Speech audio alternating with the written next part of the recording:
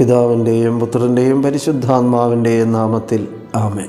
ഈശോയിൽ പ്രിയരെ, വിശുദ്ധ അന്തോനീസിൻ്റെ അമ്മ കൊച്ചുനാളിൽ അന്തോനീസിനോട് പറഞ്ഞു, മോനെ, ഒരു ശത്രുവേയുള്ളൂ സാത്താൻ, ഒരു തിന്മയേയുള്ളൂ പാപം, അത് മറക്കരുത്.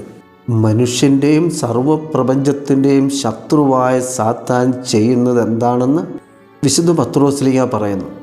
1 പത്രോസ് 5 നിങ്ങളുടെ ശത്രുവായ പിശാച് അലറുന്ന സിംഹത്തെ പോലെ ആരെ വിഴുങ്ങണമെന്ന് അന്വേഷിച്ചുകൊണ്ട് ചുറ്റി നടക്കുന്നു. 1 യോഹന്നാൻ 3:8 അപ്പസ്തലൻ പറയും, പാപം ചെയ്യുന്നവൻ പിശാചിൽ നിന്നുള്ളവനാണ്. പിശാച് ആദ്യം മുതലേ പാപം ചെയ്യുന്നവനാണ്.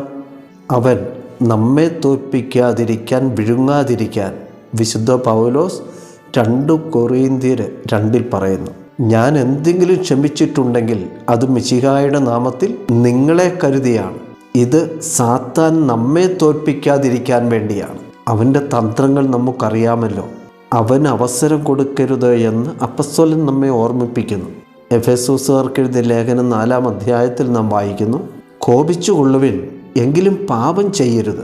നിങ്ങളുടെ കോപം സൂര്യാസ്തമയം വരെ നീണ്ടു പോകാതിരിക്കട്ടെ. ദുഷ്ടന് അവസരം കൊടുക്കരുത്.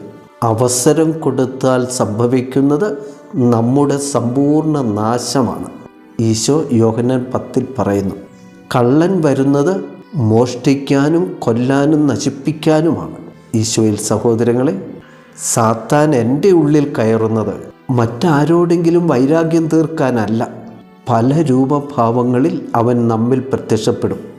വെറുപ്പ്, വിദ്വേഷം, പക, വൈരാഗ്യം, അഹംഭാവം, ഗർവ്വ്, ദുർവചനം, ദുർമാർഗം, ആസക്തികൾ, ജഡം, ധനം, ലഹരി, അങ്ങനെ എന്തെല്ലാം. ഈ വക പിശാചുക്കൾ നിന്നിലുണ്ടെങ്കിൽ അവൻ നിന്നെ കൊണ്ടേ പോകും. അവൻ നിന്റെ ശത്രുവാണ്, മറ്റാരുടെയുമല്ല. അവന് വേണ്ടത് നിന്നെയാണ്, നിന്റെ സമ്പൂർണ്ണ നാശമാണ്. 1 യോഹന്നാൻ 3:8 പിശാചിൻ്റെ പ്രവൃത്തികളെ നശിപ്പിക്കുന്നതിന് വേണ്ടിയാണ് ദൈവപുത്രൻ പ്രത്യക്ഷനായത്. സാത്താൻ പരാജയപ്പെട്ട ശത്രുവാണ്. വെളിപാടിൻ്റെ പുസ്തകം 20-ാം അധ്യായത്തിൽ നാം കാണുന്നു. എന്നാൽ 1000 വർഷം കഴിയുമ്പോൾ സാത്താൻ ബന്ധനത്തിൽ നിന്ന് മോചിതനാകും.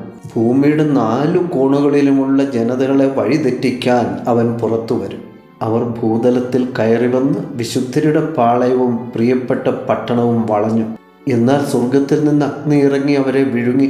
അവരെ വഴിതെറ്റിക്കുന്ന പിശാചാകട്ടെ മൃഗവും വ്യാജപ്രവാചകനും വസിച്ചിരുന്ന ഗന്ധകാഗ്നി തടാകത്തിലേക്ക് വലിച്ചെറിയപ്പെട്ടു. അവിടെ രാപകൽ നിത്യകാലത്തേക്ക് അവർ പീഡിപ്പിക്കപ്പെടും.